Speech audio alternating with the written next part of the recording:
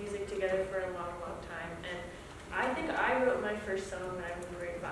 So you're all right at the beginning of something really, really special. What we wanted to start with before we get into more word stuff is to kind of get you having a chance to sing a little bit, because I think that's the best way to connect with people is when everyone can sing together. So what we'll do is I'll do an example, you can repeat it, Anita will do an example, you'll repeat it, and then we'll try and make our way around, we'll meander around this maze of people. And if you would like to share a melody, that would be awesome. We can all repeat it after you. Greta Thunberg, or some people call it Greta Thunberg, is a girl who is about 16 years old, and she's from Sweden, and she is an environmental activist who is becoming super famous from her speeches and her action to try and save our planet. I decided to take her speech and try and make a song out of this speech that she wrote.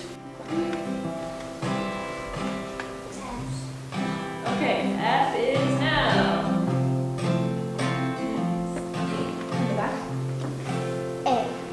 A minor. So we're building some tension here. And we're almost home. What do you think goes after almost home? Home.